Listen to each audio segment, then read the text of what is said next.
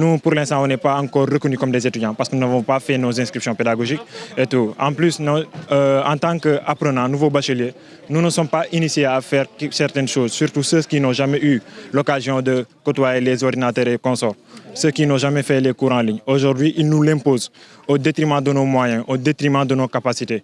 Et c'est quelque chose que l'on déplore, c'est quelque chose qui est difficile pour nous. Parce que déjà ici à Dakar, on a du mal des fois dans certaines localités de trouver de la connexion ou bien d'avoir un bon réseau. Mais demandez-vous ceux qui sont loin, parce que parmi nos camarades, il y a certains qui sont à Kolda, d'autres à Tamba, d'autres à la frontière de la Gambie, d'autres à Saint-Louis, toujours dans les villages les plus reculés. Ils ont du mal à trouver du réseau. Donc c'est tout un problème. D'autres aussi n'ont pas les moyens de s'acheter de la connexion. Par exemple, tu peux nous trouver ici que certains d'entre nous peuvent acheter 5 à 10 gigas par mois, ce n'est pas un problème. Mais celui qui peine même à se nourrir, comment il va acheter de la connexion sachant qu'il s'est inscrit à 90 500 francs. Donc alors il ne va pas faire d'autres sacrifices aussi. Il ne s'est pas inscrit pour suivre des cours.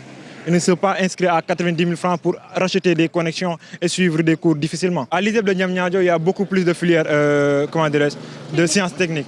Parce que si je ne me trompe pas, parmi les 333 apprenants là-bas, je ne sais pas, 337, il y a les 193 sont des TIC. Donc eux, ils font les filières TIC. Maintenant, il y a aussi d'autres.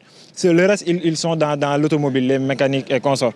Mais tout le monde, dans la globalité, on fait de la pratique, 70% de la pratique. Ça ne nous arrange pas parce que tout simplement, par exemple, si on prend le nombre d'apprenants qui ont été inscrits sur la plateforme, notre plateforme c'est Microsoft Teams, on est au nombre de 333 qui sont inscrits là-bas. Mais parmi les 333, il n'y a que 98 qui ont accès à cette plateforme. Parce qu'il y a 193 qui sont des TIC et d'autres sont de l'automobile. Mais si tu entres dans la plateforme, à chaque cours, pour l'automobile, il n'y a que 25 qui assistent. Pour les TIC, parmi 193, il n'y a que 73 qui assistent, même pas à la moitié. Donc c'est tout un problème. Pour le ministre, nous ne faisons que dire quelque chose. Il faut qu'il comprenne que ce que nous sommes en train de vivre là, ce n'est pas bien pour nous. Parce qu'on n'a pas fait 15 ans d'école pour obtenir notre baccalauréat et venir se laisser faire, voir ici notre avenir être bafoué par des cours en ligne. On n'a pas fait 15 ans d'études pour venir ici, avoir le bac et être... Donc, avoir le bac après 15 ans d'études pour être des sacrifiés. On est un nombre de plus de 256 qui sont seulement sur WhatsApp. Et jusqu'à présent, on n'arrive pas à avoir certains accès pour les cours en ligne. Donc le ministre, vraiment, nous l'appelons. Donc il doit savoir que si lui ou bien ses proches ont les moyens de financer leurs enfants, nous sommes des enfants de des paysans, si je peux me le permettre, des enfants de ces pères qu'on appelle des gourgoules. Donc on n'a pas toujours les moyens de faire tout ce que l'on veut.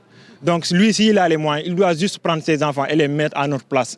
Ils ont étudié dans les établissements privés. Nous, on a parcouru le public jusqu'à ici. Donc il n'est pas lieu de faire certaines choses qui peuvent bafouer notre avenir. Maintenant, c'est ça. Les cours en présentiel, si possible, s'ils peuvent le faire, parce que notre administration, quand on les avait interpellés, ils avaient dit qu'ils ne peuvent pas faire ça parce que c'est le ministre qui a donné l'ordre. Mais le ministre donne l'ordre de faire quelque chose. Tu sais que ça, c'est pas bon. Ce n'est pas bon pour tes apprenants. Il faut le signaler au ministre. Parce que ce n'est pas l'ISEP de Diamniadio seulement à qui on a demandé de faire les cours en ligne. Il y a aussi d'autres universités. Mais ça ne nous arrange pas. Ça ne nous arrange pas. Donc maintenant, s'ils le peuvent, si nécessaire, on exige la reprise des cours. Même pas reprise, le début de nos cours, parce qu'on n'a jamais fait cours. Donc là, on demande l'ouverture de nos classes pour que l'on y aille. Une bonne fois pour toutes. Commencer notre année. Parce qu'on a perdu toute une année. Actuellement, nous sommes en train de travailler sur d'autres stratégies, sur comment nous faire entendre. Et aussi, il y a quelque chose qu'on est en train de déplorer, le fait que l'administration de notre école, aussi responsables qu'ils sont, ils ont osé nous diviser, nous, en tant qu'apprenants. Et on n'a même pas encore eu le temps de se connaître à l'école. Donc même pas encore à l'école, ils nous ont divisés. Ils ont pris une petite minorité qu'ils ont favorisée, ils les ont élus comme je ne sais pas, amicales et tout. Maintenant, on lance un appel aussi à eux, qu'ils viennent nous rejoindre. Parce que tout simplement, il n'est pas lieu qu'un apprenant veuille s'opposer à son camarade apprenant. Maintenant, les jours à venir, on va se concerter pour voir. Ici, on leur donne l'ultimatum pour quelques jours. Ici, dans peu de temps. S'ils ne nous répondent pas, si nos demandes ne sont pas satisfaites, on va passer à une étape supérieure.